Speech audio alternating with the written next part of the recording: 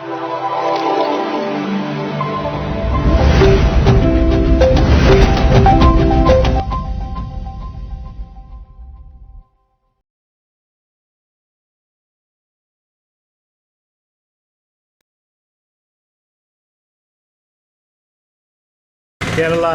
യുക്തിവാദി സംഘം മുകുന്ദപുരം താലൂക്ക് യൂണിയൻ്റെ നേതൃത്വത്തിൽ നടത്തുന്ന ഇരിങ്ങാലക്കുടയിലെ കൂടൽമാണിക്യം അമ്പലവുമായി ബന്ധപ്പെട്ട അത്യാചാരങ്ങൾക്കെതിരെയുള്ള താന്ത്രിക അത്യാചാരങ്ങൾക്ക് എതിരെയുള്ള അന്ധവിശ്വാസങ്ങളും അനാചാരങ്ങളും പുനരുൽപ്പാദിപ്പിക്കുന്ന സാമൂഹ്യ വിരുദ്ധമായ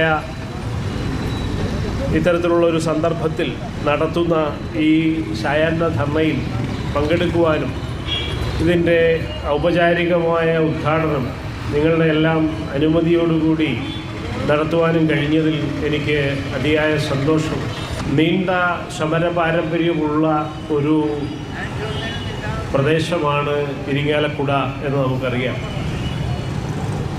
ക്ഷേത്രപ്രവേശനത്തിനും വഴി നടക്കാനും അതുപോലെ മനുഷ്യാവകാശങ്ങൾക്കുമൊക്കെയായി തന്നെ നിരവധി പോരാട്ടങ്ങൾ വളരെ കാലമായി നൂറ്റാണ്ടുകളായി നടന്നുകൊണ്ടിരിക്കുന്ന ഒരു ഭൂമികയാണ് കേരളത്തിലെ ഓരോ പ്രദേശങ്ങളും പോലെ തന്നെ ഇരിങ്ങാലക്കുടയും എന്ന് നമുക്കറിയാം.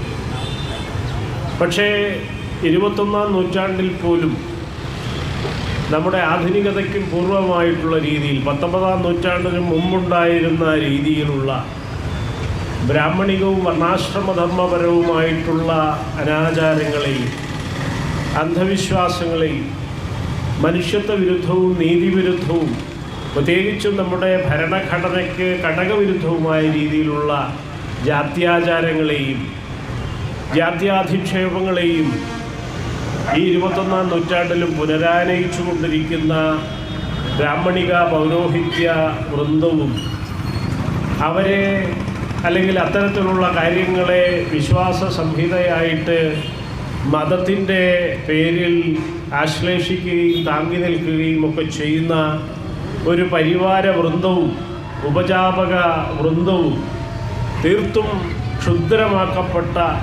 രാഷ്ട്രീയവൽക്കരിക്കപ്പെട്ട അധീശവൽക്കരിക്കപ്പെട്ട ഏതാനും ഭക്തജന വൃന്ദങ്ങളുമൊക്കെ കൂടിക്കൊണ്ട് കേരളത്തെ വീണ്ടും ഇരുട്ടിൻ്റെ പടുകുഴിയിലേക്ക് ജാതി വർണ്ണ അന്ധതയുടെ ദുരാചാര ദുരവസ്ഥകളിലേക്ക് തിരിച്ചു കൊണ്ടുപോയിക്കൊണ്ടിരിക്കുകയാണ്.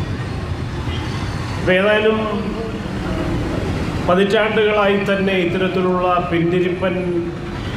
പിന്നോട്ടടികൾ അല്ലെങ്കിൽ പ്രതിവിപ്ലവങ്ങൾ എന്ന് പറയുന്ന ദുരാചാര പിന്മടക്കം കേരളത്തിൽ സംഭവിച്ചുകൊണ്ടിരിക്കുകയാണ്. പ്രത്യേകിച്ചും കേന്ദ്രത്തിൽ യൂണിയൻ ഭരണതലത്തിലേക്ക് സംസ്കാര ദേശീയവാദികളായ ഹൈന്ദവ ദേശീയവാദ കക്ഷിയുടെ ഉയർച്ചയെ തുടർന്ന് സ്വയം സേവക സംഘത്തിനും പരിവാര പാതകജ വൃന്ദങ്ങൾക്കുമൊക്കെ ഉണ്ടായിട്ടുള്ള ഒരു നെകളിപ്പിനെ തുടർന്ന് ഏത് തരത്തിലുള്ള ദുരാചാരങ്ങളും പുനരാനയിച്ച് സ്ഥാപിച്ചുകൊണ്ട് ജാതി ബ്രാഹ്മണ്യവും വർണ്ണാശ്രമധർമ്മവും ചാതുർവർണ്ണ്യവും തീണ്ടലും തൊടിയിലും ഒക്കെ തന്നെ തിരിച്ചു കൊണ്ടുവന്ന് തങ്ങളുടെ അധീശ കുത്തക ഇരട്ടിപ്പിച്ചുകൊണ്ട് ജനങ്ങളെ മണ്ടന്മാരാക്കി ഭരിക്കാം എന്നുള്ള ഒരു വ്യാമോഹമാണ് ഇത് യഥാർത്ഥത്തിൽ ഇതിൻ്റെ പിന്നിൽ പ്രവർത്തിച്ചുകൊണ്ടിരിക്കുന്നത്. അപ്പോൾ യഥാർത്ഥത്തിൽ ഭരണഘടനയെ അട്ടിമറിച്ചുകൊണ്ട് ജാതി വർണ്ണ വ്യവസ്ഥയെ അസാധുവാക്കുന്ന, ജാതി കുറ്റകൃത്യങ്ങളെ ക്രിമിനലാക്കി മാറ്റുന്ന, വർണ്ണ വിദ്വേഷത്തെയും വർണ്ണവെറിയെയും നിയമവിരുദ്ധമായി പ്രഖ്യാപിക്കുന്ന ഇന്ത്യൻ ഭരണഘടനയെ നോക്കുകുത്തിയാക്കിക്കൊണ്ട് അല്ലെങ്കിൽ അതിനെ നീതിയുടേതായിട്ടുള്ള കരാറിനെ ഇന്ത്യയിൽ ഏറ്റവും സാധുവായിട്ടുള്ള ഏറ്റവും നിർണായകമായിട്ടുള്ള സത്യനീതി പുസ്തകം എന്ന് പറയുന്നത് നമ്മുടെ നിയമാവലിയായിട്ടിരിക്കുന്ന ബാബാ സാഹേബ് അംബേദ്കർ വിഭാവനം ചെയ്ത ഭരണഘടനയാണ്. അപ്പോൾ ആ ഭരണഘടനയാണ് ജാതി വ്യവസ്ഥയെയും ജാതിയുടെയും വർണ്ണത്തിൻ്റെയും പേരിലുള്ള മതത്തിൻ്റെയും ഒക്കെ തന്നെ പേരിലുള്ള അനീതികളെയും അനാചാരങ്ങളെയും അസമത്വങ്ങളെയും ഒക്കെ ക്രിമിനൽ കുറ്റമാക്കി മാറ്റി, അല്ലെങ്കിൽ അതിനെ നിയമപരമായി നിരോധിച്ചിരിക്കുന്നു.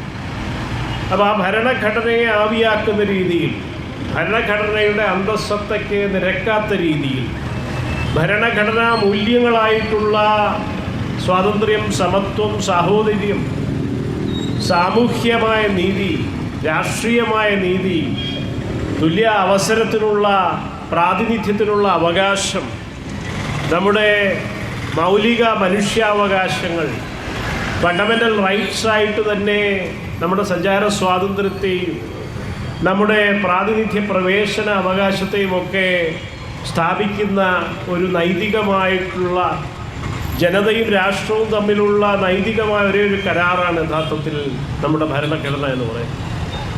അപ്പോൾ അതിലേക്ക് നയിച്ച ചരിത്രം തന്നെ നമുക്കറിയാം. മഹാത്മാ ഫൂലെയുടെ കാലത്ത് തന്നെ, കൊളോണിയൽ കാലത്ത് തന്നെ തുടങ്ങി അംബേദ്കറിലൂടെ വികസിച്ച് അദ്ദേഹത്തിൻ്റെ വിദേശ വിദ്യാഭ്യാസങ്ങളും പഠനങ്ങളും ഗവേഷണങ്ങളും ഒക്കെ തന്നെ അതിൻ്റെ ഒരു പരിപൂർത്തീകരണത്തിൽ കൊളോണിയൽ ഭരണകൂടവും ഒക്കെയായി നടത്തിയിട്ടുള്ള നിരവധി ചർച്ചകളും വട്ടമേശ സമ്മേളനങ്ങളും നിരവധി സിറ്റിങ്ങുകളിലൂടെ, ഡ്രാഫ്റ്റിങ്ങുകളിലൂടെ കടന്നു വന്നിട്ടുള്ള ഒരു രേഖയാണ് ഇന്ത്യയുടെ ഈ ഭരണഘടന. ജാതി വിരുദ്ധമായ, വർണ്ണ വിരുദ്ധമായ വർണ്ണാശ്രമധർമ്മത്തെ അനീതിയാക്കി അക്രമമായി പ്രഖ്യാപിക്കുന്ന എല്ലാ തരത്തിലുള്ള വർണ്ണജാതി കുറ്റകൃത്യങ്ങളെയും നിരോധിക്കുന്ന ഭരണഘടന.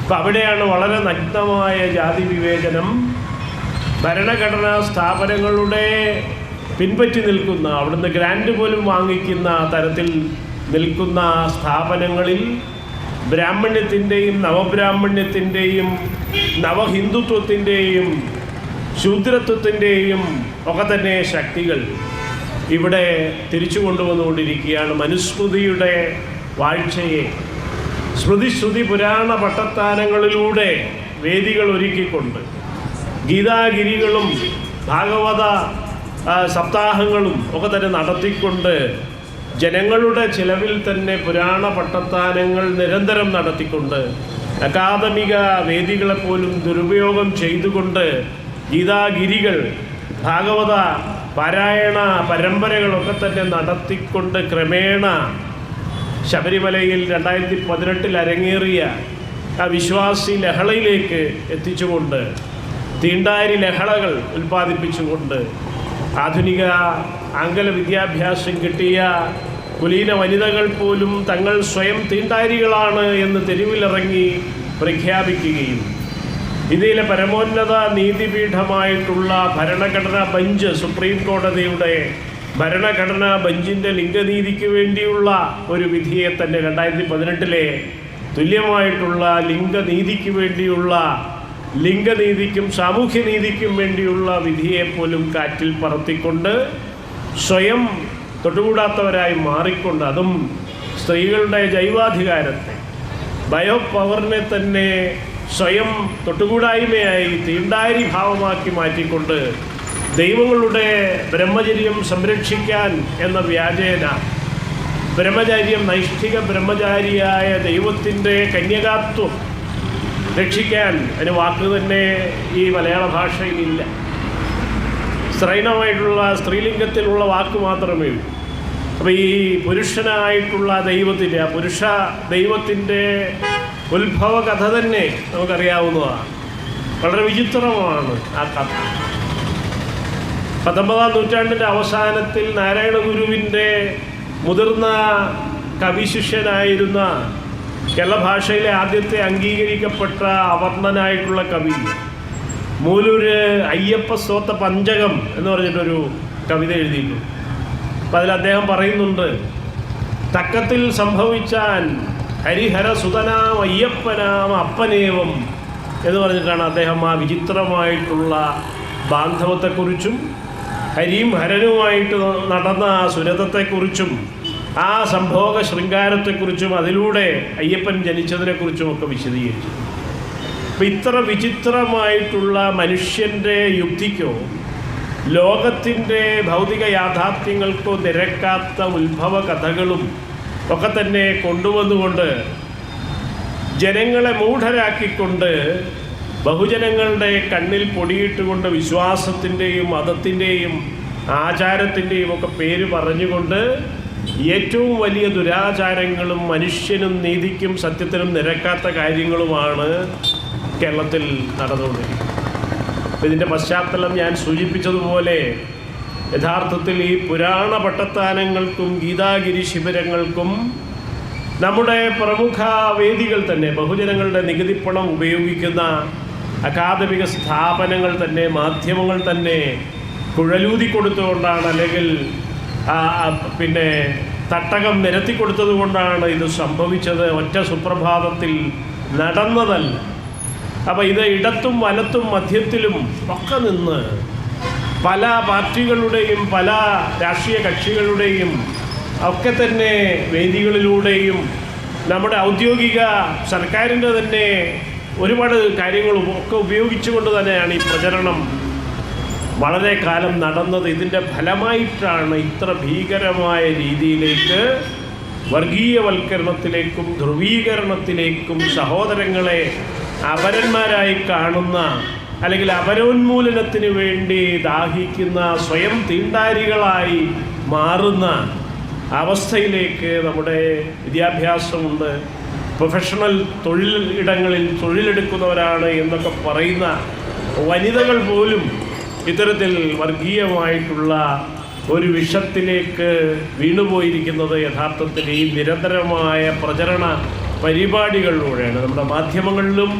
അക്കാദമികളിലും പൊതുരംഗങ്ങളിലും പൊതുസ്ഥലങ്ങളിലുമൊക്കെ തന്നെ നിറഞ്ഞാടിക്കൊണ്ടിരിക്കുന്നത് ഈ അയുക്തിയുടെയും അനീതിയുടെയും വ്യവഹാരമാണ്.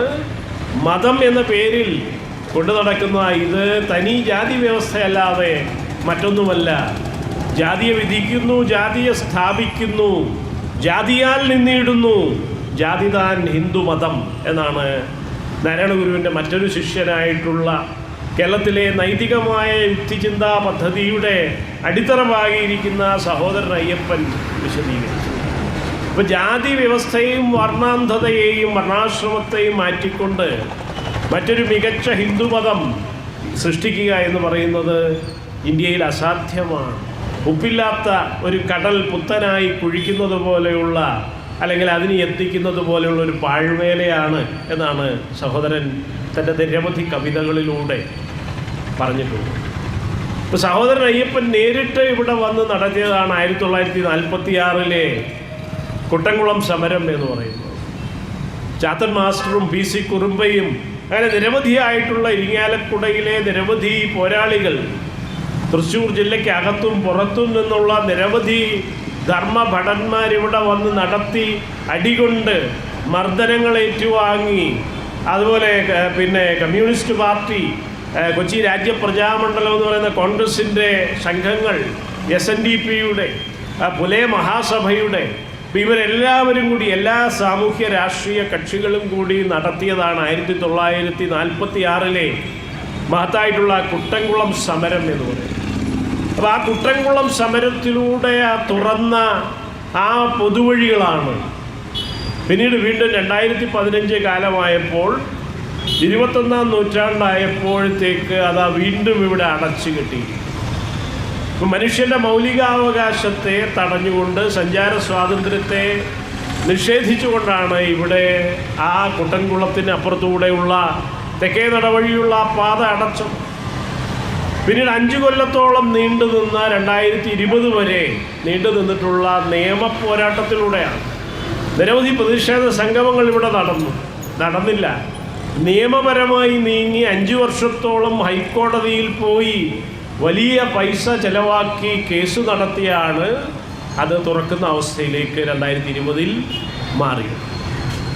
അപ്പോൾ ഏതെല്ലാം രീതിയിലാണ് ജനങ്ങൾ തങ്ങളുടെ ചരിത്രം മറക്കുകയും തങ്ങളുടെ സാംസ്കാരിക രാഷ്ട്രീയ അവബോധം വിസ്മരിക്കുകയും ഒക്കെ ചെയ്യുമ്പോൾ എങ്ങനെയാണ് അധീശത്വം തിരിച്ചു വരുന്നത്, എങ്ങനെയാണ് അധീശത്വം ഒരു ഫാഴ്സായിട്ട് അല്ലെങ്കിൽ ഒരു പ്രഹസനമായി വീണ്ടും വീണ്ടും ആവർത്തിക്കുന്നത് എന്നാണ് നാം മനസ്സിലാക്കുന്നത്. ഒന്നാം കുട്ടൻകുളം സമരത്തിലൂടെ തുറന്ന ആ വഴി തന്നെ അതിനെ നമുക്കറിയാം 14-ാം നൂറ്റാണ്ടിലാണ് ഇതൊരു ബ്രാഹ്മണികമായിട്ടുള്ള ക്ഷേത്രമായി മാറ്റപ്പെടുന്നത്. 1341 നടന്ന പെരിയാറ്റിലും ഈ ചാലക്കുടി പുഴയിലും ഒക്കെ നടന്ന വലിയ വെള്ളപ്പൊക്കത്തിൽ ആ വെള്ളപ്പൊക്കത്തിൻ്റെ ഭാഗമായി ഈ ഭാഗങ്ങളൊക്കെ തന്നെ പല ഭാഗങ്ങളും തകർന്നപ്പോൾ മാളയിലെ ജൂതപ്പള്ളി അടക്കം തകർന്നു പോവുകയുണ്ടായി. ഇവിടെയൊക്കെ തന്നെ വെള്ളം കയറിയിട്ടുണ്ട്. അപ്പോൾ അതിനുശേഷം നടന്ന പുനഃക്രമീകരണങ്ങളുടെ ഭാഗമായി 1341 വലിയ വെള്ളപ്പൊക്കത്തിന് ശേഷം ആഴ്വാഞ്ചേരിയുടെ അധ്യക്ഷതയിൽ നടന്ന ഒരു യോഗത്തിലൂടെയാണ് ഈ അമ്പലത്തെ ഒരു ബ്രാഹ്മണികമായ ഒരു ക്ഷേത്രം, ഹൈന്ദവം എന്ന് പറയാവുന്നത്, ഹൈന്ദവം എന്ന വാക്ക് തന്നെയില്ല, വർണ്ണാശ്രമധർമ്മപരമായിട്ടുള്ള വൈദികമായിട്ടുള്ള ബ്രാഹ്മണികമായിട്ടുള്ള ഒരു ക്ഷേത്രമായി മാറ്റപ്പെടുന്ന വൈഷ്ണവ ശൈലിയിലേക്ക്.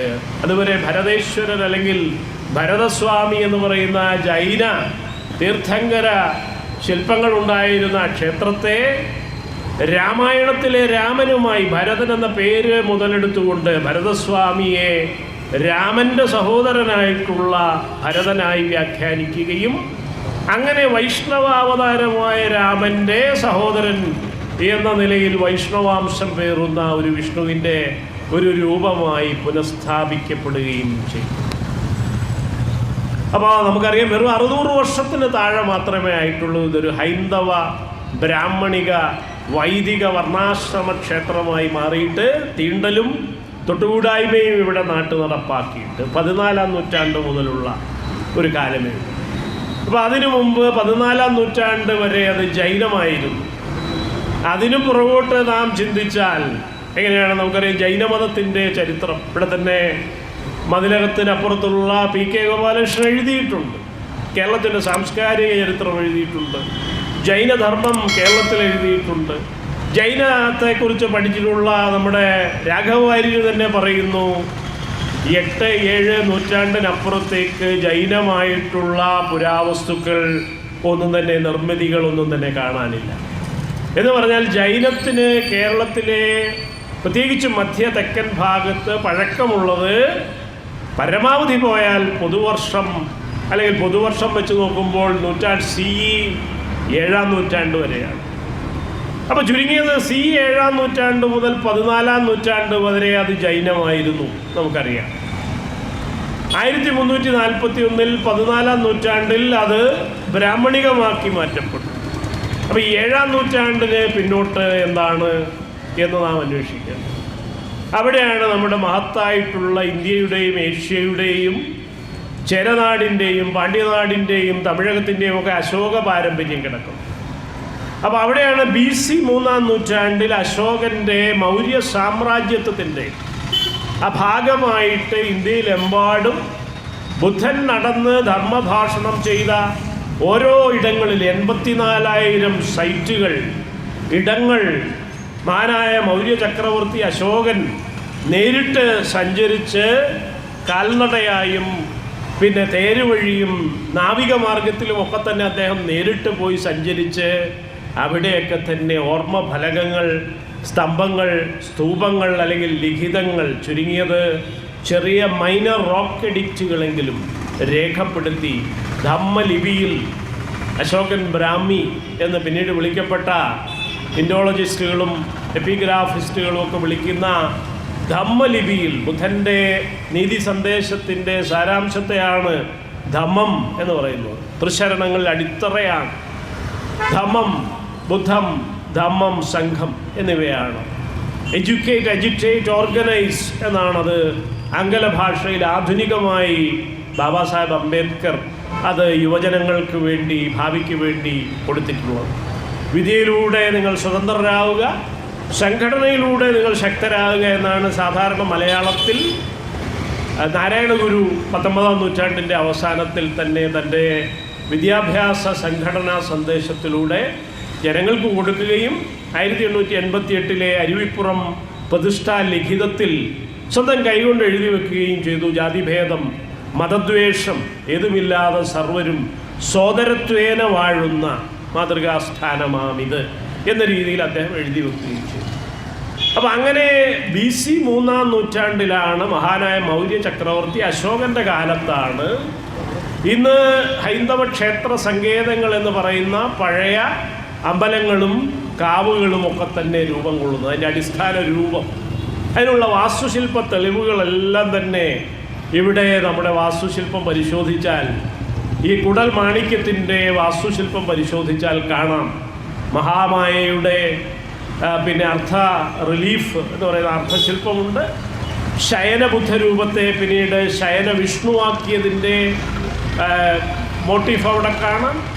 പടിഞ്ഞാറേ നടയിലാണെങ്കിൽ അശോകൻ ഗയയിലെ ബുദ്ധനെ ബോധോദയം കിട്ടിയ വജ്രാസനം എന്ന് പറയുന്ന ഡയമണ്ട് സീറ്റിൽ അശോകൻ ചെയ്ത അതേ ശില്പവേല, അരയന്നങ്ങൾ. ധമ്മപദത്തിൽ അശോകൻ്റെ ഉപമയാണ്. സൂര്യപഥത്തിലൂടെ ദേശാടന പക്ഷികൾ അരയന്നങ്ങൾ വരുന്നു എന്നുള്ള ഉപമ. അതിനെ ആ ഡയമണ്ട് സീറ്റിൽ അദ്ദേഹം അരയന്നങ്ങളുടെ രൂപമായിട്ടാണ് കൊത്തിവെച്ചിരിക്കുന്നത്, ഒരു നിര അരയന്നങ്ങൾ. അതേ അരയന്നങ്ങൾ ഇതാ പടിഞ്ഞാറേ നടയിലെ ആ പിന്നെ പടിപ്പുരയുടെ പടിഞ്ഞാറ് വശത്ത് അടിയിൽ നോക്കിയാൽ അടിത്തറയിൽ നമുക്ക് കാണാം. പിന്നെ മറ്റെല്ലാ മോട്ടീഫുകളും, ചൈത്യവാതായനങ്ങൾ, അതുപോലെ ത്രിതാളത്തിലുള്ള പടിക്കെട്ടുകൾ, വ്യാളീമുഖങ്ങൾ, സിംഹരൂപങ്ങൾ, ഗജോത്തമങ്ങൾ, അതുപോലെ കൂത്തമ്പലത്തിലും അതിൻ്റെ 3 താഴികക്കുടങ്ങൾ, ഞാൻ പറഞ്ഞ ബുദ്ധം ധമ്മം സംഘം, ത്രിശരണങ്ങളെ, ത്രിരത്നങ്ങളെ, എഡ്യൂക്കേറ്റ്, അജിറ്റേറ്റ്, ഓർഗനൈസ് എന്ന് പറയുന്ന ത്രിശരണങ്ങളെ സൂചിപ്പിക്കുന്ന, പ്രതീകവൽക്കരിക്കുന്ന താഴികക്കുടങ്ങൾ, ഇതെല്ലാം ഇവിടെ വാസ്തുശില്പപരമായിട്ട് നിൽക്കുന്നു. ശാസനങ്ങൾ, ധർമ്മലിപികളൊക്കെ മായ്ച്ചു പോയിട്ടുണ്ട്, അല്ലെങ്കിൽ പല കാലങ്ങളിൽ മാറ്റിമറിക്കപ്പെട്ടിട്ടുണ്ട്. അതുകൊണ്ടാണ് അത്തരം തെളിവുകൾ അവശേഷിക്കുക. കൂടൽ എന്ന പേര് തന്നെ, കൂടൽ മാണിക്യം എന്ന് വിളിക്കാനുള്ള കാര്യം തന്നെ ഇതുകൊണ്ടാണ്. സംഗമമാണല്ലോ, നിരവധി മതങ്ങളുടെയും തത്വചിന്തകളുടെയും ഒക്കെ സംഗമസ്ഥാനമാണ്. അശോകൻ ബുദ്ധമതം, പിന്നീട് ഈ പറഞ്ഞ 7-8 നൂറ്റാണ്ടുകളിൽ ഇവിടുത്തെ പ്രാദേശിക ബൗദ്ധ നാടുവാഴിയായിരുന്ന നമ്മുടെ അയ്യൻ ചിരുകണ്ഠനെ തന്നെ വധിച്ചുകൊണ്ട് നടത്തിയിട്ടുള്ള ആ ബൗദ്ധത്തിൻ്റെ നിഷ്കാസനം, ചതിയിലൂടെ നടത്തിയ അയ്യൻ ചിരുകണ്ഠൻ്റെ വധം നമുക്കറിയാം. ഇവിടെ ഞാൻ പ്രത്യേകിച്ച് പറയേണ്ടതില്ല. ഇവിടെ മുഴുവൻ അയ്യൻ്റെ പേരുകൾ കൊണ്ട് നിറഞ്ഞിരിക്കുകയാണ്. സ്ഥലനാമങ്ങൾ, പ്രദേശങ്ങൾ. അയ്യൻ കണ്ടം, അയ്യൻകാവ്, അയ്യൻ ചിറ, അയ്യൻ കുളം, ഇങ്ങനെ പോകുന്നു ഇതിൻ്റെ തെക്കുവശത്തേക്കുള്ള ഭാഗം. അതുപോലെ കുടൽമാണിക്യത്തിൻ്റെ വടക്കേക്ക് നോക്കിയാൽ ഇല്ലിക്കൽ തണ്ടാന്മാരുമായി ബന്ധപ്പെട്ടതാണ്. പഴയ ബൗദ്ധ ഭരണാധികാരിയായിരുന്ന പ്രാദേശിക അശോകൻ്റെ മഹാമാത്രന്മാരൊക്കെ ആയിരുന്ന പ്രാദേശിക ചീഫ്റ്റൻസ് ആയിട്ടുള്ള തണ്ടാന്മാരുമായി ബന്ധപ്പെട്ട സ്ഥലങ്ങളാണ്.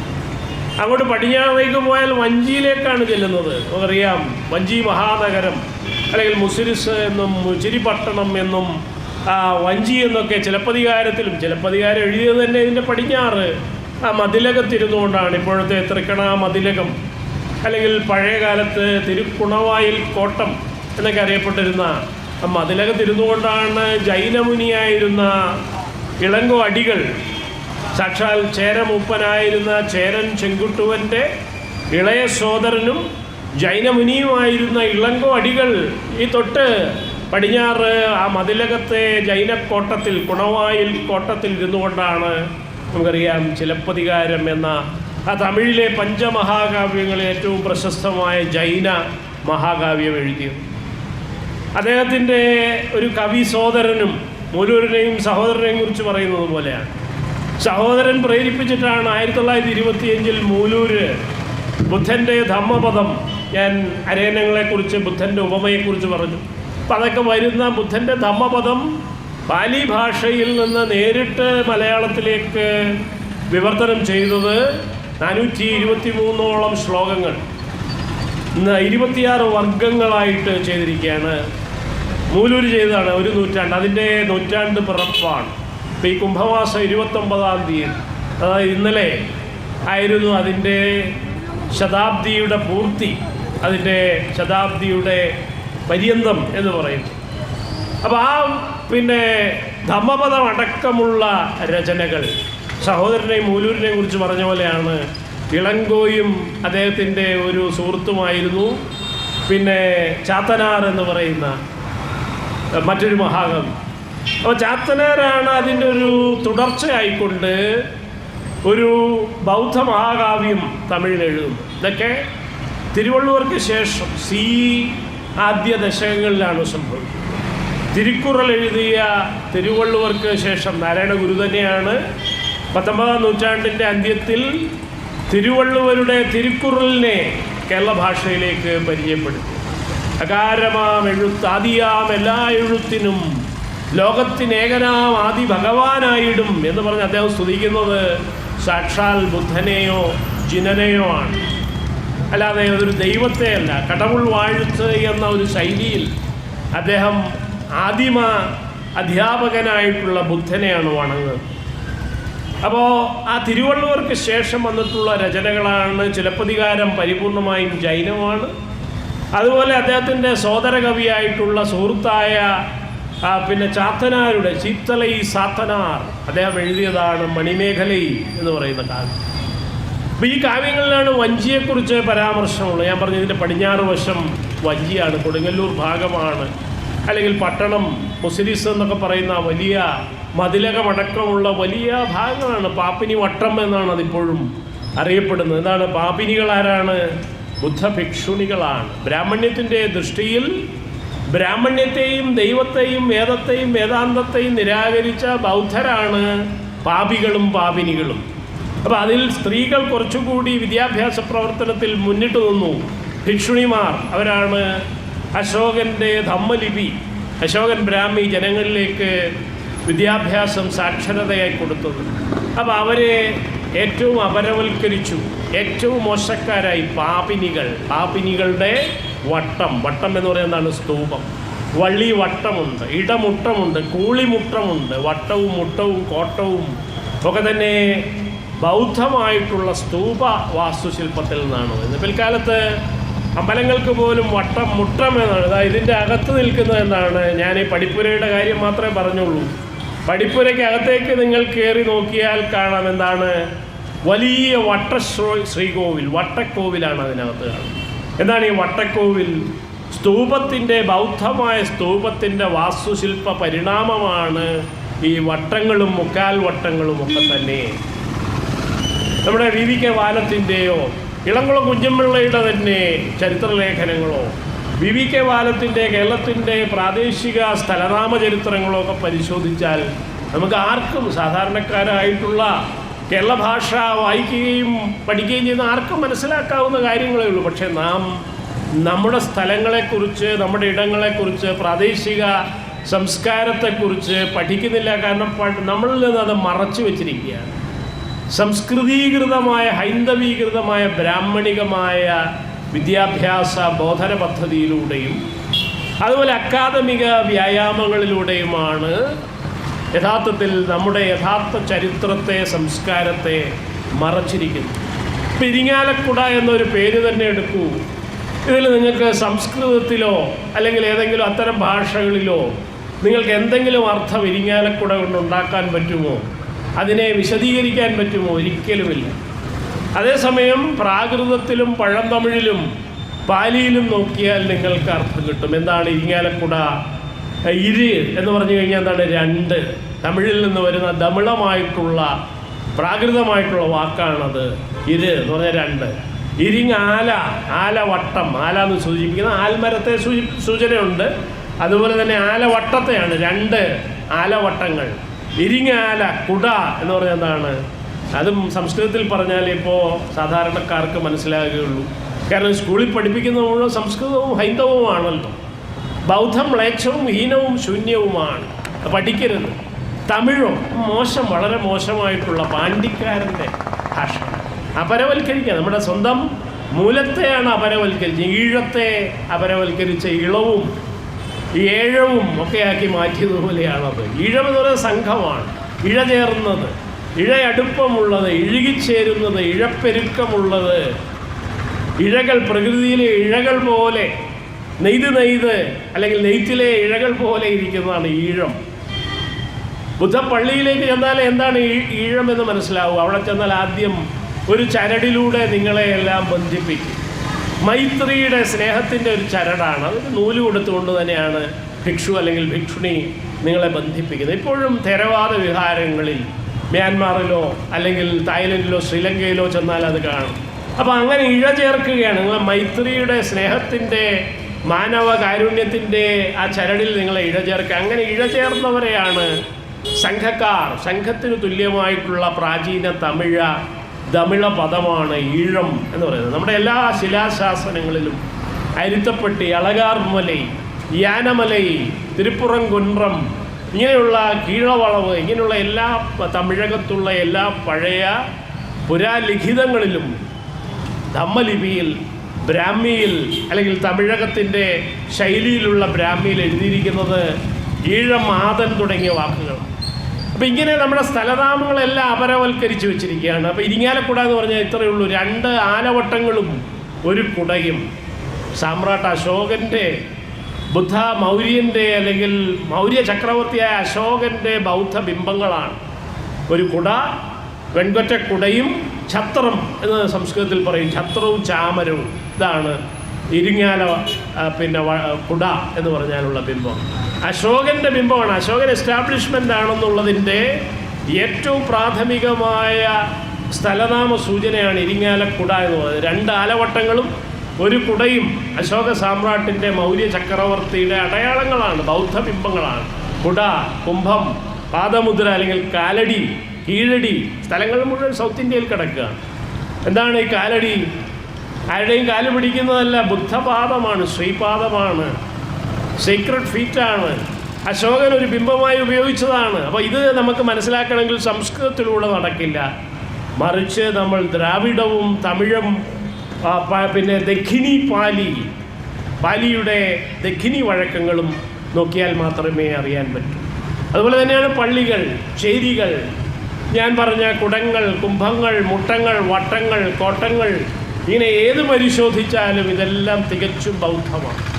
കേരളത്തിലെ ഏത് സ്ഥലപ്പേരുകളും വീട്ടുപേരുകളും പഴയ വീട്ടുപേരുകളും പരിശോധിച്ചോളൂ. ഇതിലൊക്കെ തന്നെ ഇപ്പോൾ ഇവിടെ തന്നെ മറ്റപ്പള്ളി, മറ്റേ പള്ളി, നെടുമ്പള്ളി, തന്ത്രിമാരുടെ തന്നെ വീട്ടുപേരുകൾ പരിശോധിച്ചു. ആഴ്വാഞ്ചേരിയുടെ കാര്യം ഞാൻ പറഞ്ഞു. എന്തുകൊണ്ടാണ് ബ്രാഹ്മണ്യത്തിൻ്റെ പോപ്പായ പരമാധ്യക്ഷനായിട്ടുള്ള പരിശുദ്ധ പരമപിതാവായിട്ടുള്ള ആഴ്വാഞ്ചേരിയുടെ പേരിൽ പോലും, അദ്ദേഹത്തിൻ്റെ വീട്ടുപേരിൽ പോലും ചേരി കിടക്കുന്നത്? ആഴ്വാൻ എന്ന് പറഞ്ഞാൽ ആരാണ്? ചേരി എന്ന് പറഞ്ഞാൽ എന്താണ്? ഇതൊക്കെ സംസ്കൃതത്തിൽ നിന്നാണോ? എന്തുകൊണ്ടാണ് ഈ തന്ത്രിമാരുടെ വീട്ടുപേരിൽ മറ്റപ്പള്ളി എന്നും നെടുമ്പള്ളി എന്നും ഒക്കെയുള്ള പള്ളിപ്പേര് കിടക്കുന്നത്? എന്തെങ്കിലും സംസ്കൃതമാണോ? ഒരിക്കലുമല്ല. ഇവരൊക്കെ ചേരി തിരിഞ്ഞതാണ്. ഈ അയ്യൻ ചിരുകണ്ഠൻ്റെ വധത്തെ തുടർന്ന് 7-8 നൂറ്റാണ്ടുകളിൽ തേരവാദ മഹായാന ശൈലിയിലുള്ള ബുദ്ധിസത്തിൽ നിന്ന് ചേരി തിരിഞ്ഞ്, നമ്പു തിരിഞ്ഞ് വൈദിക വർണ്ണാശ്രമ ബ്രാഹ്മണ്യത്തിലേക്ക് നമ്പു തിരിച്ചു എന്നുള്ളതുകൊണ്ടാണ് അവരെ നമ്പൂതിരികൾ എന്ന് തന്നെ വിളിക്കുന്നത്. അതുകൊണ്ടാണ് അവരുടെ വീട്ടുപേരിലൊക്കെ പള്ളിയും ചേരിയും മാറി മാറി വരുന്ന. ആഴ്വാൻ ചേരി, പരിശുദ്ധനായ പരമബ്രാഹ്മണ പോപ്പിൻ്റെ, വിശുദ്ധനായ പോപ്പിൻ്റെ വീട്ടുപേര് ആഴ്വാൻ ചേരി. ചേരി എന്ന് പറഞ്ഞാൽ എന്താണ്? മൊണാസ്ട്രി, ബൗദ്ധ മൊണാസ്ട്രി എന്നായിരുന്നു ഒറിജിനൽ അർത്ഥം. പിന്നീട് ബൗദ്ധരെ വംശഹത്യ ചെയ്ത് തൊട്ടുകൂടാത്തവരാക്കി പുറന്തള്ളിയപ്പോൾ തൊട്ടുകൂടാത്തവരുടെ പാർപ്പിടം അല്ലെങ്കിൽ പ്രദേശം, കുടികിടപ്പ് എന്ന അർത്ഥവും ചേരിക്ക് വന്നു. അങ്ങനെയാണ് ചേരിക്ക് മോശമായ ഒരു അർത്ഥത്തിലേക്ക് സംസ്കൃതീകരണവും ഹൈന്ദവീകരണവും ബ്രാഹ്മണ്യവും ചാതുർവർണ്ണയവും സ്ഥാപിക്കപ്പെട്ടപ്പോഴാണ് ചേരി ഏറ്റവും മോശം, മ്ലേച്ഛം ആയി മാറും. മ്ലേച്ഛവും ഹീനവും ശൂന്യവുമായി മാറും. മലയാള ഭാഷയിലെ ഓരോ പദങ്ങൾ എടുത്താൽ മതി. വട്ടൻ, പൊട്ടൻ, ഞാനൊക്കെ പറയുന്നത് വട്ടാണ്. എന്താണ്? ഈ സ്തൂപത്തിന് ചുറ്റും കറങ്ങുന്ന ആ വട്ടുതരമാണ് ഞാൻ ഈ കാണിച്ചുകൊണ്ടിരിക്കുന്നത്. ഇല്ലാത്ത കാര്യങ്ങളാണല്ലോ ഈ പറഞ്ഞുകൊണ്ടിരിക്കുന്നത്. എല്ലാ തെളിവുകളും ആവിയാക്കി കളഞ്ഞു. ഭരണഘടന ആവിയാക്കി എന്ന് പറഞ്ഞതുപോലെ. ദേവസ്വം ബോർഡിൽ 96% ഒറ്റജാതി ഹിന്ദുക്കളായിരുന്നു. അവിടെ സവർണർക്ക് മാത്രമുള്ള അമിത പ്രാതിനിധ്യക്കാരെന്ന് പറയുന്ന ഫോർവേഡിന് മാത്രമുള്ള സാമ്പത്തിക സംവരണത്തിലൂടെ 10% കൂടി കിട്ടിയപ്പോൾ 106%. ഇന്ത്യൻ ഭരണഘടന ആവിയായിരിക്കുന്നു. കാരണം ഭരണഘടനയുടെ അടിസ്ഥാന തത്വം എന്താണ്? ജനങ്ങളുടെ പ്രാതിനിധ്യം ഉറപ്പാക്കുക, ജനായത്വം, സാമൂഹ്യ ജനായത്വം ഉറപ്പുവരുത്തുക. സാമൂഹ്യ നീതി ഉറപ്പാക്കണമെങ്കിൽ അർഹമായിട്ടുള്ള പര്യാപ്തമായ പ്രാതിനിധ്യം സാമൂഹ്യ വിഭാഗങ്ങൾക്ക് വേണം. അപ്പം അതിന് ഘടകവിരുദ്ധമാണ്. ഓൾറെഡി 96% ഇരിക്കുന്നു. വീണ്ടും ഇല്ലാത്ത സാമ്പത്തിക ദൗർബല്യം പറഞ്ഞുകൊണ്ട് 5 ലക്ഷം രൂപ വാർഷിക വരുമാനം, 5 ഏക്കറോളം ഭൂമി, ഇങ്ങനെ ഓരോ വർഷവും അത് വർദ്ധിപ്പിച്ചുകൊണ്ടിരിക്കുകയാണ്. അപ്പം ഇങ്ങനെയൊക്കെയുള്ള സാമ്പത്തിക ദൗർബല്യം അനുഭവിക്കുന്ന ഫോർവേഡ് എന്ന് പറയുന്ന റെപ്രസെൻറ്റേഷനിൽ ഫോർവേഡായിട്ടുള്ള അമിതപ്രാതിഥ്യക്കാരുടെ അവരുടെ സാമ്പത്തിക ദൗർബല്യം, അതാണ് EWS എന്ന് പറയുന്ന ഇക്കണോമിക് വീക്ക്നെസ് ഓഫ് ദ സവർണ എന്ന് പലരും വിളിക്കുന്ന പരിപാടി. അപ്പോൾ ഇങ്ങനെയൊക്കെയുള്ള ഇല്ലാത്ത കാര്യങ്ങളാണ് നാം പറയുന്നത്. ഭരണഘടന എന്ന് പറയുന്നത് ഇതാണ്, അതിനെ ആവിയാക്കുന്നു എന്ന് പറഞ്ഞതിൽ എല്ലാത്തിനെയും ആവിയാക്കിയിട്ടുണ്ട്. ബൗദ്ധത്തിൻ്റെ ഓരോ ശേഷിപ്പുകളെയും ആവിയാക്കിക്കൊണ്ട് തെളിവെടുക്കൂ, തെളിവ് തരൂ, വട്ടെഴുത്ത് രേഖ അല്ലെങ്കിൽ കോപ്പർ പ്ലേറ്റ് കൊണ്ടുവരൂ എന്നാണ് പറഞ്ഞത്. ഇതെല്ലാമാണല്ലോ ഇവർ വിഴുങ്ങിയതും അല്ലെങ്കിൽ ഇല്ലാതാക്കിയതും മാറ്റി എഴുതിയതും മറച്ചതും. കുറച്ച് സ്ഥലനാമങ്ങൾ അവശേഷിക്കുന്നുണ്ട്, അത് തന്നെ പിള്ളിവൽക്കരിച്ചുകൊണ്ടിരിക്കുക. എന്തുകൊണ്ടാണ് പള്ളിയെ പിള്ളിയും പുള്ളിയും വള്ളിയും മുള്ളിയും തുള്ളിയും ഒക്കെ ആക്കുന്നത് എന്ന് പരിശോധിച്ചാൽ നമുക്ക് മനസ്സിലാകും. ഈ ചരിത്രത്തെ മായ്ക്കുന്നതിൻ്റെ ഭാഗമാണ് പ്രാദേശികമായിട്ടുള്ള ഉച്ചാരണ ഭേദങ്ങൾ മുതലെടുത്തുകൊണ്ടാണ് തൃശ്ശൂർ ഭാഗത്ത് മുഴുവൻ പിള്ളിയേ ഉള്ളൂ. ഈ പറഞ്ഞ മറ്റപ്പിള്ളി, നെടുംപിള്ളി എന്നൊക്കെയാണ് തന്ത്രിമാരുടെ വീട്ടുപേരിൽ കിടക്കുന്നത്. അല്ലെങ്കിൽ പാലക്കാട്ടേക്ക് പോയാൽ അത് യു എന്ന ബ്രിട്ടീഷ് കാലത്ത് യു എന്ന സ്പെല്ലിംഗ് ഉപയോഗിച്ചു. പുള്ളി ഇവിടെയും കുറച്ച് കയറിയിട്ടുണ്ട്, പുള്ളിയാക്കിയിരിക്കുകയാണ്. സാക്ഷാൽ അയനിപ്പള്ളി അയ്യപ്പൻ, പ്രൊഫസർ A. അയ്യപ്പൻ ബുദ്ധിസത്തെക്കുറിച്ച് ഏറ്റവും അധികം എഴുതിയിട്ടുള്ളതാണ്. പപ്പനാമനെ കുറിച്ച് വരെ എഴുതി. പപ്പ പാണിയായിട്ടുള്ള ബോധിസത്വനെയാണ് പത്മനാഭനാക്കി അവിടെ കിടത്തിയിരിക്കുന്നത് എന്നെഴുതി സഹോദരൻ അയ്യപ്പൻ കവിതയിലും എഴുതിയിട്ടുണ്ട്. Professor A. അയ്യപ്പൻ അദ്ദേഹത്തിൻ്റെ ലേഖനങ്ങളിൽ എഴുതിയിട്ടുണ്ട്. ഭാരതപ്പഴമ, നരോൽപ്പത്തി, അതുപോലെ തന്നെ the personality of Kerala, cultural change in Kerala village, അങ്ങനെ നിരവധി പുസ്തകങ്ങൾ. അപ്പം അദ്ദേഹത്തിൻ്റെ വീട്ടുപേര് പോലും പള്ളിയും പുള്ളിയും ഒക്കെയാണ്. അയനിപ്പുള്ളിയാക്കിയിരിക്കുകയാണ്. ചില അയനിപ്പിള്ളി എന്ന് പറയുന്നു. എന്താണ് ഈ പിള്ളിയും പുള്ളിയും? അതൊന്നും ഭാഷയിലില്ലാത്ത പദങ്ങളാണ്. പള്ളി മാത്രമേ തമിഴകത്തും ദ്രാവിഡത്തും മലയാളത്തിലുമൊക്കെ ഉള്ളൂ.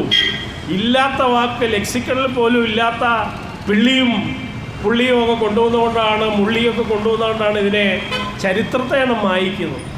അപ്പോൾ ഇരിങ്ങാലക്കുട എന്ന സ്ഥലനാമമാകട്ടെ, അതിൻ്റെ കുടൽമാണിക്യം എന്ന പേരാകട്ടെ, അതിൻ്റെ വാസ്തുശില്പമാകട്ടെ, അതിൻ്റെ ചുറ്റുമുള്ള അയ്യൻ കുളവും ചിറയും കാവും ഒക്കെ ആകട്ടെ, ഇതെല്ലാം പള്ളിക്കുളമായിരുന്നു പുറകിൽ.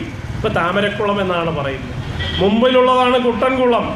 അത് ഒരു കുട്ടവാരിയിൽ കുഴിച്ചതാണ് എന്നൊരു കഥയുണ്ടാക്കി. കുട്ടൻ എന്ന് പറഞ്ഞാൽ നമുക്കറിയാം, ബാലബുദ്ധനെയാണ് കുട്ടൻ എന്ന് പറയുന്നത്. കരുമാടിയിലെ കുട്ടൻ അവിടെ ഇരിക്കുന്നത് കൊണ്ടാണ് കുട്ടനാട് കുട്ടൻ്റെ നാട് എന്ന പേര് തന്നെ കുട്ടനാട്ടിന് മൊത്തമായിട്ടുണ്ടായിട്ടുള്ളത്. അപ്പോൾ ഇതൊക്കെ തന്നെ സ്ഥലനാമ ലക്ഷ്യങ്ങളെല്ലാം തന്നെ സാംസ്കാരിക അടയാളങ്ങളൊക്കെ തന്നെ ബൗദ്ധത്തിൻ്റെ പ്രാചീനതയാണ് സൂചിപ്പിക്കുന്നത്. മധ്യകാലത്ത് 7-ാം നൂറ്റാണ്ട് മുതൽ 14-ാം നൂറ്റാണ്ട് 1341 വരെ ജൈനമായിരുന്നു. അതിനുശേഷമാണ് ഈ ആഴ്വാൻചേരി. ആഴ്വാൻ ആരാണെന്നും കൂടി പറഞ്ഞേക്കാം. ആഴ്വാൻ എന്ന് പറഞ്ഞാൽ ആണ്ടിരിക്കുന്നവൻ, മെഡിറ്റേറ്റിംഗ് ഫിഗർ. കുട്ടൻ എന്ന് പറഞ്ഞാൽ ബോധിസത്വനാണ് കുട്ടൻ, ബാലബുദ്ധൻ. അച്ഛൻ എന്ന് പറഞ്ഞാൽ വലിയവൻ. അപ്പോൾ അച്ഛനും കുട്ടനും ഉണ്ട്. ഇപ്പോഴും സ്ഥാനപ്പേരുകൾ പല കുടുംബങ്ങളിലും ഉണ്ട്. അപ്പോൾ ആഴ്വാൻ എന്ന് പറഞ്ഞാൽ ആണ്ടിരിക്കുന്നവൻ, ആണ്ടി, മുനി ആണ്ടി എന്ന് പറയും. ആണ്ടവനെ മുരുക എന്നൊക്കെ വിളിക്കും. എന്താണ്, മുരുകൻ ഒരു ബോധിസത്വനായിരുന്നു മഹായാനത്തിലെ. കണ്ണൻ മറ്റൊരു ആയരുടെ ബോധിസത്വനായിരുന്നു. കണ്ണൻ അദ്ദേഹത്തെ കൃഷ്ണനാക്കി വിഷ്ണുവിൻ്റെ അവതാരമാക്കി. ഞാൻ നേരത്തെ പറഞ്ഞതുപോലെ ഈ ഭരതസ്വാമിയെ, ഭരതേശ്വരനെ ശ്രീരാമൻ്റെ സഹോദരനാക്കി, ശ്രീരാമനെ വിഷ്ണുവിൻ്റെ അവതാരമാക്കി, വൈഷ്ണവമാക്കി എന്ന് പറഞ്ഞതുപോലുള്ള ശബരിമലയാക്കിയത്. എന്തിനാണ്? രാമായണത്തിൽ അങ്ങനെ ഒരു കഥാപാത്രമുണ്ട്, ശബരി. അപ്പോൾ ശബരിമല എന്ന് തമിഴിൽ പറഞ്ഞുകൊണ്ടിരുന്ന ശബരിമാനുകൾ, മ്ലാവുകൾ, സാമ്പർ ഡിയർ മേഞ്ഞുകൊണ്ടിരുന്ന സഹ്യപർവ്വതത്തിലെ ഒരു ചെറിയ മലയാണ്. ബൗദ്ധകേന്ദ്രമായിരുന്നു. ശബരിമല എന്നാണ് സംഘസാഹിത്യത്തിലെ പരാമർശം. വാടാൻ കോർണർ ബ്രിട്ടീഷുകാർ 1820 വന്ന് സർവേ ചെയ്തപ്പോഴും അവർ ശബരിമല CHAS എന്നുള്ള സ്പെല്ലിങ്ങാണ്, സിയും എസ് എന്നുള്ള സ്പെല്ലിങ്ങുമാണ് ഉപയോഗിച്ചിരിക്കുന്നത്. എന്നാൽ ശബരിമല തമിഴിൽ സിലപ്പതികാരം തന്നെയാണ് ചിലപ്പതികാരം, സംഘം തന്നെയാണ് ചങ്കം എന്ന് പറയുന്നത് പോലെ അങ്ങോട്ടും ഇങ്ങോട്ടും മാറും. അപ്പോൾ ആ ശബരിമലയെ അല്ലെങ്കിൽ ശബരിമലയെ ശബരിമാനുകൾ മേഞ്ഞ മലയെ ഉടനെ ശബരിമലയാക്കി ഇതിനാണ് രാമായണത്തിലെ ശബരിയുമായി ബന്ധിപ്പിച്ച് ഇതിനെ രാമവൽക്കരിക്കുക. കുരവയ്യൂരാണ് കുറവരുടെ സംഘകാലത്ത് കുറവ സ്ത്രീകളുടെയൊക്കെ കുറത്തിമാരുടെ, കുറത്തിയാണ് ഇവിടെ എല്ലാം കൊരട്ടിയാക്കി വെച്ചിരിക്കുക, മൊത്തം കൊരട്ടിയാണ്. ഭാഷയിലില്ലാത്തൊരു വാക്കാണ്, എന്താ അതിൻ്റെ അർത്ഥമൊന്നും ആർക്കും അറിയില്ല. കൊരട്ടി അങ്ങനെ ഒരു വാക്കുണ്ടോ? കുറത്തിയാണുള്ളത്. സാക്ഷാൽ സഹോദരൻ അയ്യപ്പൻ എഴുതിയ ധർമ്മ കുറത്തിയാണ്. സഹോദരി കുറത്തി അദ്ദേഹം എഴുതി.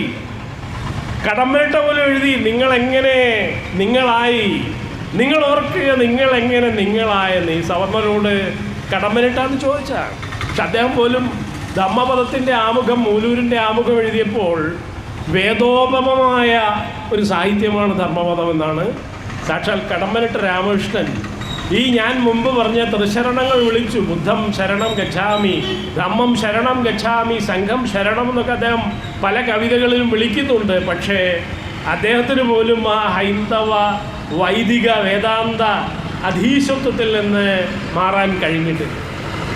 അപ്പോൾ നമ്മളെ സംബന്ധിച്ച് എന്തുമാത്രം ബുദ്ധിമുട്ടാവും. അത്രയും വിമർശാത്മകമായി നിങ്ങൾ ഓർക്കുക നിങ്ങളെങ്ങനെ നിങ്ങളായി എന്ന് ചോദിച്ച കുറത്തിയിലൂടെയും കാട്ടാളനിലൂടെയും ഒക്കെ ചോദിച്ച കടമ്മനിട്ടയ്ക്ക് പോലും ധമ്മപദത്തെ വേദവുമായി ഉപമിക്കാനാണ്. അതായത് വേദത്തിൻ്റെ പ്രശ്നം കൂടി ഞാൻ പറഞ്ഞേക്കാം.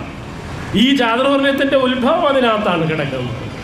ആദിവേദം എന്ന് പറയുന്ന ബ്രാഹ്മണ്യത്തിൻ്റെ ഋഗ്വേദത്തിലാണ് പുരുഷ സൂക്തം എന്ന് പറയുന്ന ഒരു മണ്ഡലം, 10ാം മണ്ഡലം വെച്ചിരിക്കുന്നു.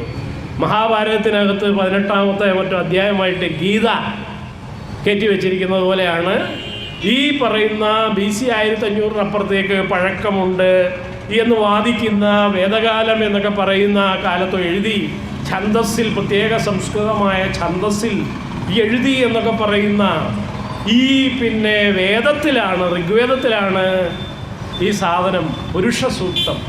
സ്ത്രീകളുടെ യാതൊരു നിഴലുപോലും തീണ്ടാത്ത രീതിയിൽ ആ ദൈവം ഒരു ബ്രഹ്മപുരുഷനായിട്ട് ഇങ്ങനെ നിൽക്കുകയും വിരാട് പുരുഷനായി നിൽക്കുകയും ആ പുരുഷൻ്റെ വായിൽ കൂടെ ഈ ബ്രാഹ്മണരും തന്ത്രിമാരും ഒക്കെ പുറത്തേക്ക് ചാടുകയും ചെയ്യുന്ന, കയ്യിലൂടെ ക്ഷത്രിയർ പുറത്തേക്ക് വരുന്ന, തുടയിലൂടെ വൈശ്യരും, ഏറ്റവും താഴെയുള്ള ആ പാദത്തിലൂടെ ശൂദ്രരും വന്നു അത്രേ. അപ്പം അതുകൊണ്ട് അവർ പാദജരെന്നും ശൂദ്രരാണത്രേ ഈ ത്രൈവർണികരുടെ, ബ്രാഹ്മണ ക്ഷത്രിയ വൈശ്യ ത്രൈവർണികരുടെ പൂർണ്ണമായ മനുഷ്യാവകാശവും ഊണൂലും ഉപനയനവും ഒക്കെയുള്ള മറ്റ് ത്രൈവർണികളുടെ പാദദാസരായ ആജീവനാന്ത സൗജന്യ സേവനവും അടിമത്വവും അവരനുഭവിക്കണം. ഒരു വിദ്യാഭ്യാസ അവകാശവുമില്ല. ശൂദ്രമക്ഷര സംയുക്തം ദൂരതേ പരിവർജ്യതേ എന്നാണല്ലോ മനുസ്മൃതി പറയുന്നത് സ്ത്രീകളെക്കുറിച്ച്. പിന്നെ മനുസ്മൃതി വന്നപ്പോൾ ഒരു പരാമർശം വന്നു. എന്താണ്? ന സ്ത്രീ സ്വാതന്ത്ര്യം അർഹതി എന്ന് പറഞ്ഞു. മറ്റത് പുരുഷ സൂക്തത്തിൽ സ്ത്രീകൾ എങ്ങനെ ഉണ്ടായെന്നോ അല്ലെങ്കിൽ ഈ മനുഷ്യരെ ചാതുർവർണ്ണികളെ ഉണ്ടാക്കുന്നതിൽ അവരുടെ പങ്കാളിത്തം എന്താണെന്നോ യാതൊന്നും വേണ്ടിയിട്ടില്ല. പുരുഷ പ്രജകൾക്ക്, ചാതുർവർണ്ണികൾക്ക്, ജാതി ഹിന്ദുക്കൾക്ക് നിന്ന നിൽപ്പിൽ വായിലൂടെയും തുടയിലൂടെയൊക്കെ ജന്മം കൊടുക്കുകയാണ്. ഇതാണ് മരം പൊട്ടി മുളയ്ക്കുന്നത് പോലെയാണോ? ഈ ആലിൽ നിന്ന് ഈ ആലും അതിൻ്റെ കുരുന്നുകളും ഒക്കെ ഉണ്ടാകുന്ന പോലെ മരം പൊട്ടി മുളയ്ക്കുന്നത് പോലെയാണോടാ എന്നാണ് നാരായണ ഗുരു, സാക്ഷാൽ നാരായണ ഗുരു ചോദിച്ചത്. ഇതെന്താ മരം? ഈ ബ്രഹ്മപുരുഷന് എന്നാൽ പിന്നെ വൈശ്യനെ തുടയിൽ കൂടെ പുറത്ത് ചാടുന്നതിലും എളുപ്പം മുതുകത്തുകൂടെ ചാടിക്കൂടായിരുന്നോ എന്നാണ് സാക്ഷാൽ നാരായണ ഗുരു ചോദിച്ചത്. മാത്രമല്ല ബഹുജനങ്ങൾ, ഈ ബഹുജനങ്ങളുടെ കാര്യം, അതായത് അവർണരും അതിശൂദ്രരും പിന്നെ സഹോദര മതസ്ഥരും ഒക്കെ ആയിട്ടുള്ള അവരെ മ്ലേച്ഛർ എന്നാണ് വിളിക്കുന്നത്. ബൗദ്ധർക്കെതിരെ ഉപയോഗിച്ചാണ്, ഇപ്പോൾ കൂടുതൽ മുസ്ലിങ്ങൾക്കെതിരെയാണ് ഉപയോഗിക്കുന്നത് മ്ലേച്ഛം. അപ്പോൾ ഇവരൊക്കെ എങ്ങനെ ഉണ്ടായി എന്ന ചോദ്യത്തിന് അദ്ദേഹം പറഞ്ഞ അവരാണ് യഥാർത്ഥ മനുഷ്യർ. അവരാണ് സ്വയംഭൂക്കളായ ദേവകളല്ലോ അവർ ദൈവസമാനരായിട്ടുള്ള തനി ബൗദ്ധരാണ്. ദേവാനാം പിയ എന്നൊക്കെ പറഞ്ഞാൽ അശോകൻ്റെയും തിസ്സയുടെയും ഒക്കെ ബൗദ്ധ പര്യായങ്ങളാണ്. അപ്പോൾ ബുദ്ധിസത്തിൻ്റെ ചരിത്രം പഠിച്ചാൽ മാത്രമേ നമുക്ക് നാരായണ ഗുരുവിനെ പോലും വ്യാഖ്യാനിക്കാനോ പുതിയ കാലത്തിനനുസരിച്ച് അദ്ദേഹത്തെക്കുറിച്ച് പറയാനോ സാധിക്കും. അദ്ദേഹത്തിൻ്റെ രചനകളിൽ മുഴുവൻ ബൗദ്ധമാണ് കിടക്കുന്നത്. ബൗദ്ധം പഠിച്ച് മനസ്സിലാക്കി നോക്കുന്നവർക്ക് മാത്രം, സഹോദരനെ പോലെയുള്ള. അതുകൊണ്ടാണ് സഹോദരൻ വ്യാഖ്യാനിച്ച് അസന്നിഗ്ധമായ അദ്ദേഹം എഴുതി, എന്താണ് കവിതയായിട്ട് തന്നെ എഴുതി, ജാതി വേണ്ട, മതം വേണ്ട, ദൈവം വേണ്ട മനുഷ്യന്. പക്ഷെ വേണം ധർമ്മം, വേണം ധർമ്മം, വേണം ധർമ്മം യഥോചിതം എന്ന് സത്യനീതി സാരത്തെക്കുറിച്ച്, ധാർമ്മികതയെക്കുറിച്ച്, എത്തിക്സിനെ കുറിച്ച് അദ്ദേഹം എഴുതി. ഗുരു അതിനെ അറിഞ്ഞംഗീകരിച്ചു. അതുതന്നെ ശരി, അങ്ങനെയും വ്യാഖ്യാനിക്കാം, പറയാം എന്ന് അതിനെ അംഗീകരിക്കുകയും ചെയ്തു. അപ്പോൾ യഥാർത്ഥത്തിൽ നമ്മിൽ നിന്ന് മറച്ചു വച്ചിരിക്കുന്ന ഈ ഹൈന്ദവ വിദ്യാഭ്യാസ മാധ്യമ പൊതുബോധ സംസ്കാരത്തിലൂടെ നമ്മിൽ നിന്ന് മറച്ചിരിക്കുന്ന ബൗദ്ധത്തിൻ്റെ ചരിത്രം, അടിസ്ഥാന ജനതയുടെ ചരിത്രം, ബാബാ സാഹേബ് അംബേദ്കർ ആകട്ടെ, സഹോദരൻ അയ്യപ്പനാകട്ടെ, മിതവാദിയാകട്ടെ, മൂലൂരാകട്ടെ, അവരൊക്കെ എത്തിച്ചത് യഥാർത്ഥത്തിൽ ഈ പ്രബുദ്ധമായ അശോകൻ കേരള ചരിത്രത്തെ പുറത്തേക്ക് കൊണ്ടുവരാനാണ്. അത് പഠിച്ചാൽ മാത്രമേ നമുക്കറിയാൻ പറ്റൂ ഈ തന്ത്രിമാരെന്നുണ്ടായി, ബ്രാഹ്മണ്യം എന്നുണ്ടായി. ബ്രാഹ്മണ്യത്തിൻ്റെ പരമപുരോഹിതനായ ആഴ്വാഞ്ചേരി തമ്പ്രാവിൻ്റെ അദ്ദേഹത്തിൻ്റെ വീട്ടുപേരെന്താണ്? ആഴ്വാനും ചേരിയും ഇരിക്കുന്ന. ആഴ്വാൻ എന്ന് പറഞ്ഞാൽ മെഡിറ്റേറ്റിംഗ് ബുദ്ധ എന്നാണ് അർത്ഥം. ആഴ്വാൻ, ആണ്ടിരിക്കുന്നവൻ, മുനി ആണ്ടി ആണ്ടവൻ എന്ന് തന്നെയാണ് അർത്ഥം. ബുദ്ധൻ്റെ മറ്റൊരു പര്യായം. ചിലരുടെ ഏറാഞ്ചേരി ഉണ്ട്, വേറൊരു മനയാണ് ഏറാഞ്ചേരി. പിന്നെ മറ്റൊരു മനയാണല്ലോ ഇപ്പോൾ വരിക്കാശ്ശേരി. അവിടെ നിന്നാണ് ശേരി കിടക്കുന്ന വരിക്ക ചക്കയുടെ പേരും മരത്തിൻ്റെ പേരും ശേരിയും വരുന്നു.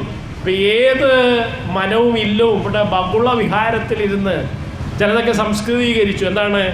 ഇലഞ്ഞിപ്പള്ളിയിലിരുന്നു കൊണ്ട് മറ്റേ സംഗ്രാമ മാധവൻ ഇത് എഴുതി എന്ന് പറയുന്നു. ബകുള വിഹാരെ സംസ്കൃതത്തിലേക്കാക്കി.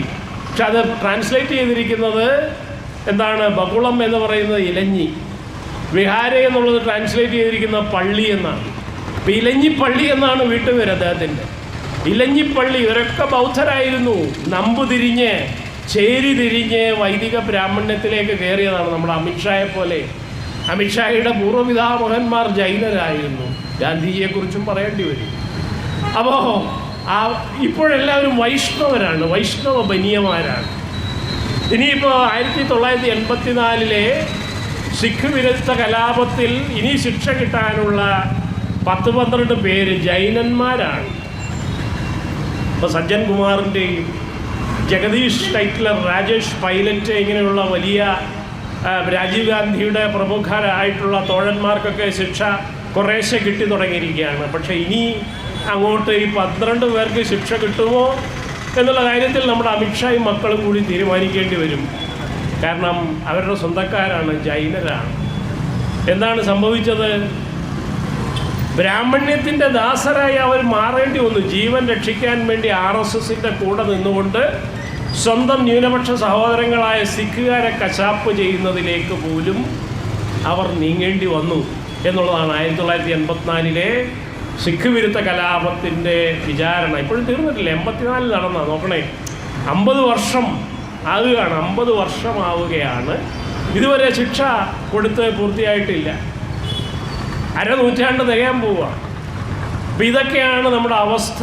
നമ്മുടെ മതങ്ങളുടെ ചരിത്രം, നമ്മുടെ സംസ്കാരധാരകളുടെ പ്രദേശത്തിൻ്റെയൊക്കെ തന്നെ ചരിത്രം പഠിച്ചാലേ നമുക്ക് എന്നാണ് ഈ ബ്രാഹ്മണ്യം ഉണ്ടായത്, എന്നാണ് തന്ത്രി സമാജം ഉണ്ടായത്, അവർക്ക് ഇന്ത്യൻ ഭരണഘടനയുടെ മുകളിൽ എവിടുന്ന് അധികാരം ഉണ്ടാകുന്നു, എങ്ങനെ ഉണ്ടാകുന്നു, അത് ബഹുജനങ്ങൾ എങ്ങനെ എവിടെ ചെറുക്കണം, നിയമപരമായിട്ടാണെങ്കിൽ അങ്ങനെ, രാഷ്ട്രീയമായിട്ടാണെങ്കിൽ അങ്ങനെ, സാമൂഹ്യമായിട്ടാണെങ്കിൽ അങ്ങനെ, ഇനി ഒരു കായിക പോരാട്ടത്തിലൂടെയാണെങ്കിൽ, ഒരു വിപ്ലവത്തിലൂടെയാണെങ്കിൽ അങ്ങനെ, ഏത് രീതിയിൽ നമുക്ക് അധീശത്വത്തെ ഇവിടുന്ന് ഉന്മൂലനം ചെയ്യാം എന്നതിൻ്റെ അടിത്തറ അറിവാകുന്നു. അതാണ് ഏറ്റവും പ്രാഥമികം. നമ്മൾ ആരായിരുന്നു എന്ന് മനസ്സിലാക്കണം. നമ്മൾ ആരായിരുന്നു, നമ്മൾ എങ്ങനെയായി. അത് അംബേദ്കർ ചോദിച്ച മറ്റൊരു ചോദ്യമാണ്. കവികൾ മാത്രമല്ല ചോദിച്ചിട്ടുള്ളത്. തൊട്ടുകൂടാത്തവരാരായിരുന്നു, അവരെങ്ങനെയായി. ശൂദ്രരാരായിരുന്നു, അവരെങ്ങനെ ഇൻഡോ ആര്യൻ സമൂഹത്തിലെ 4ാം വർണ്ണക്കാരായി എന്ന ചോദ്യം ഏറ്റവും അടിസ്ഥാനപരമാണ്. അപ്പോൾ നമ്മുടെ പ്രാദേശിക സംസ്കാര ചരിത്രങ്ങൾ, അത് VK ഗോപാലകൃഷ്ണൻ്റെ ആകട്ടെ, VVK ബാലത്തിൻ്റെ ആകട്ടെ, ഇന്നലെ അന്തരിച്ചു പോയിട്ടുള്ള മഹാനായ ദളിത് ചിന്തകനും വാഗ്മിയും ചരിത്രകാരനുമൊക്കെ ആയിട്ടുള്ള നമ്മുടെ KK കൊച്ചിൻ്റെ ആകട്ടെ, 2 വർഷം മുമ്പ് അന്തരിച്ചു പോയിട്ടുള്ള നമ്മുടെ ദളിത് ബന്ധു NK ജോസിൻ്റെ ആകട്ടെ, സാക്ഷാൽ പ്രൊഫസർ ഇളംകുളം കുഞ്ഞമ്പിള്ളയുടെ ആകട്ടെ, ഇവരുടെയൊക്കെ ആ ചരിത്രങ്ങൾ സത്യത്തിനും നീതിക്കും വേണ്ടിയുള്ള സാമൂഹ്യ സംസ്കാര ചരിത്രങ്ങൾ, കേരള സംസ്കാര ചരിത്രങ്ങൾ നാം നിരന്തരം വായിക്കുകയും സത്യത്തിനും നീതിക്കും വേണ്ടിയുള്ള പോരാട്ടം തുടരുകയും നിയമപരമായി ഭരണഘടനാ ലംഘനങ്ങൾ, നിയമലംഘനങ്ങൾ, നീതി നിഷേധത്തിനെതിരെ, ജാതി വിവേചനത്തിനെതിരെ അത്യന്തം ശക്തമായി ഉറച്ചു നിൽക്കുകയും പോരാടുകയും അതിനെ തറപറ്റിക്കുകയും ചെയ്യണം എന്നതിൽ യാതൊരു സംശയവുമില്ല. ഇവിടെ ഈ സായാഹ്നത്തിൽ ഈ കുടൽമാണിക്യ അമ്പലത്തിൻ്റെ മുമ്പിൽ തന്നെ ഇത്തരത്തിലുള്ള ധർണ നടത്തിയ കേരള യുക്തിവാദി സംഘത്തെ, അതിലെ എല്ലാ സജീവ പ്രവർത്തകരെയും സഹോദരങ്ങളെയും ഞാൻ ഒരിക്കൽ കൂടി എൻ്റെ വിപ്ലവ അഭിവാദ്യങ്ങൾ അറിയിക്കുകയാണ്. ഈ സമരത്തിനും ഈ പോരാട്ടത്തിനും നീതിക്ക് വേണ്ടിയുള്ള, ഇന്ത്യൻ ഭരണഘടനാ മൂല്യങ്ങൾക്ക് വേണ്ടിയുള്ള, ജനായത്വത്തിന് വേണ്ടിയുള്ള, പ്രാതിനിധ്യത്തിന് വേണ്ടിയുള്ള, മനുഷ്യാവകാശങ്ങൾക്കും മനുഷ്യത്വത്തിനും വേണ്ടിയുള്ള ഈ സമരത്തിൽ നാം വിജയിക്കുക തന്നെ ചെയ്യും എന്ന ശുഭാപ്തി വിശ്വാസത്തോടുകൂടി ഇവിടെ ഞാൻ ചുരുക്കുകയാണ്. എല്ലാവർക്കും എൻ്റെ വിനീതമായ വന്ദനം.